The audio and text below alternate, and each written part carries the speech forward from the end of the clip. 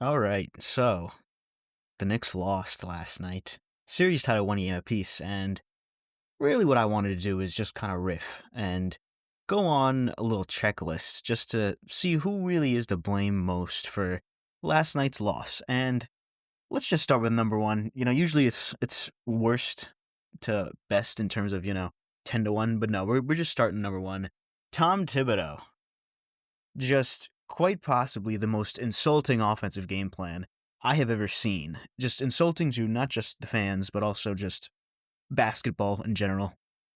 I'm at a loss for words. I can't keep going on and on about Tom Thibodeau being awful in terms of offensive preparation, but here we are. It's the playoffs. It's game 84, Here I am hoping maybe, just maybe, we can run a pick and pop with the greatest shooting big man ever, but silly me.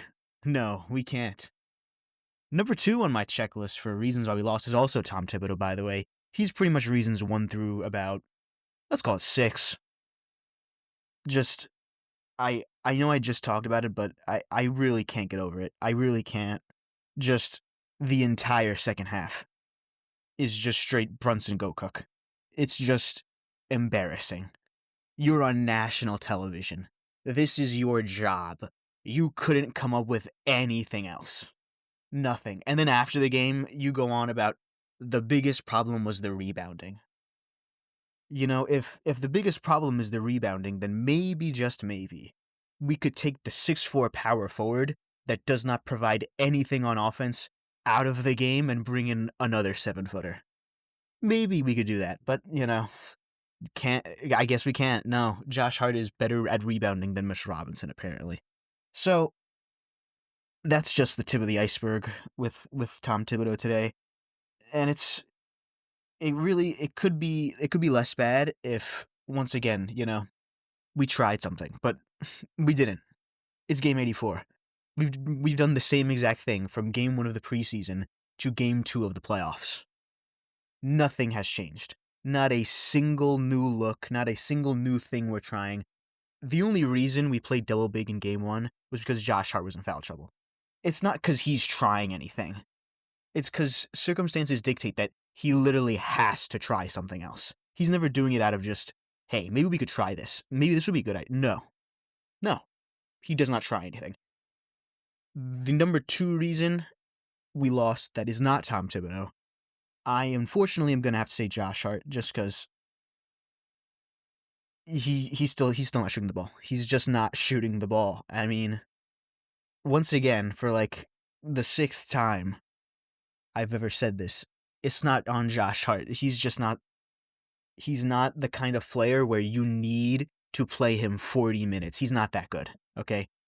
He's a great role player. He is not the kind of guy that you must play 40 minutes every single night, okay? Sometimes he just doesn't have it. He didn't have it last night. And in terms of spacing, he has not had it since maybe last year in the playoffs. He cannot continue to be this staple in every single lineup. He nukes the spacing.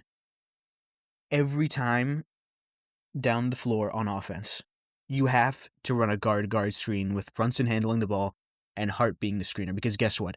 If you put Josh Hart somewhere else, they're just going to sag off of him, and you're playing 4-on-5. You have to do that. You have to screen with him, and thus you're making your 3 other players that are significantly better offensive players just bystanders in the offense. They're not even decoys. They're just standing there.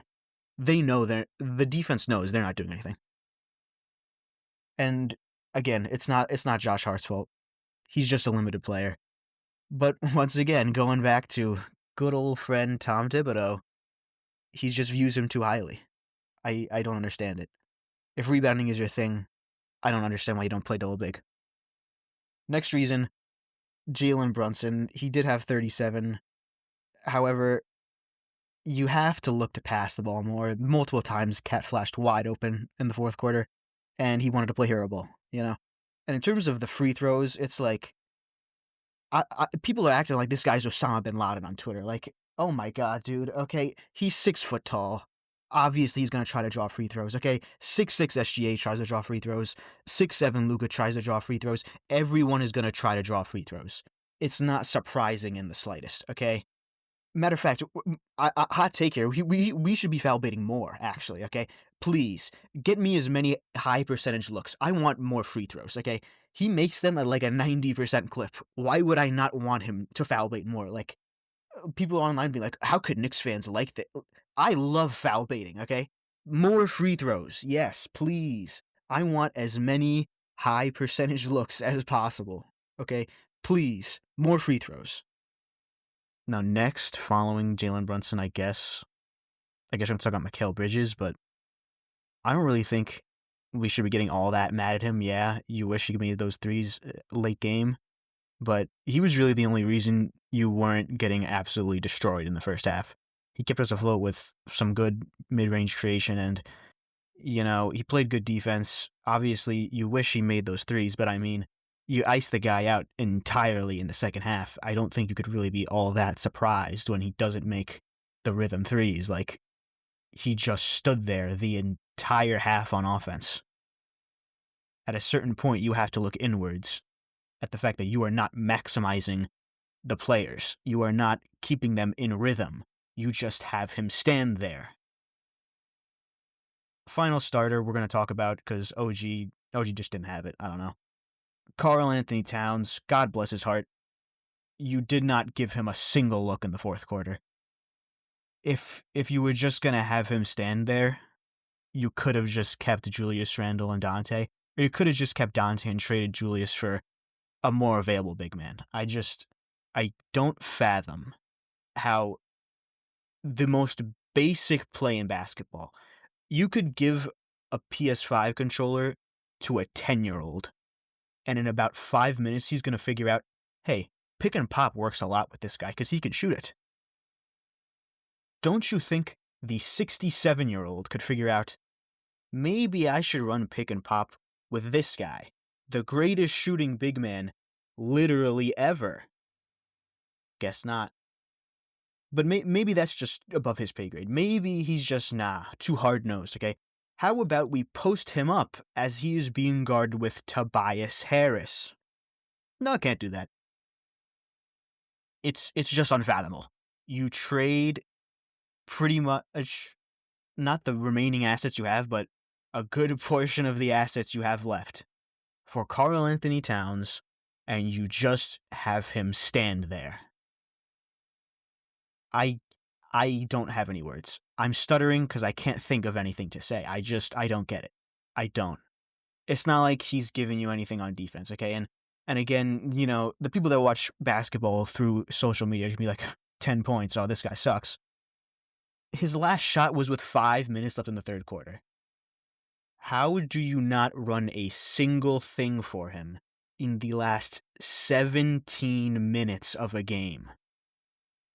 It's not Dikembe Mutombo. It's not Hakeem Olajuwon. It's Tobias Harris guarding him.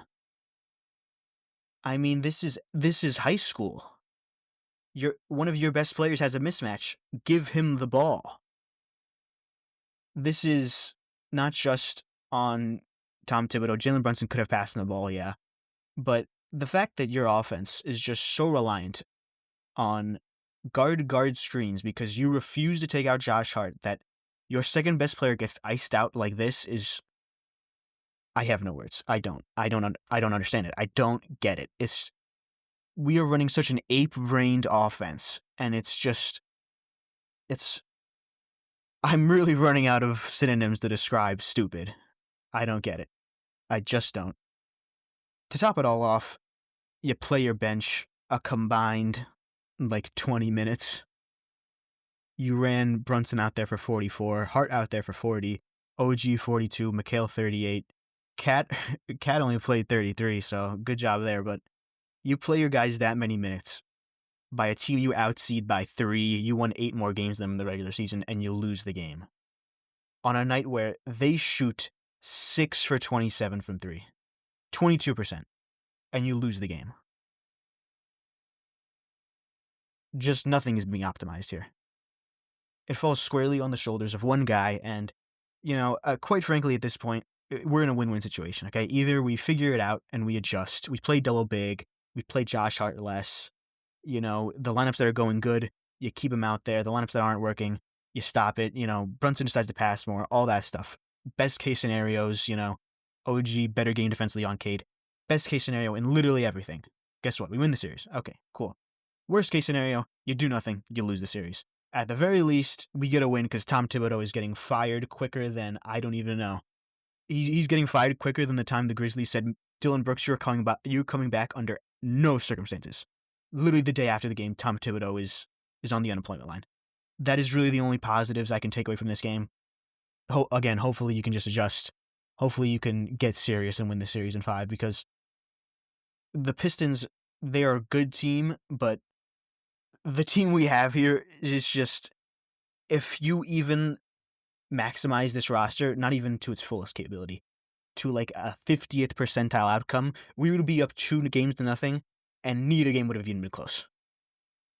So hopefully, I don't know, 2 days off, we can get serious. Last time we played a JB Biggerstaff team, it was 1-1 going back, and then we won 3 in a row. So I don't know. Hopefully we can do that, but this is really looking like it's going to be a dogfight for absolutely no reason. Well, it's going to be a dogfight for one reason, and it's because of the head coach. The head coach isn't doing his job, and we're just gonna have to sit through it. Hopefully we can win. I really hope so.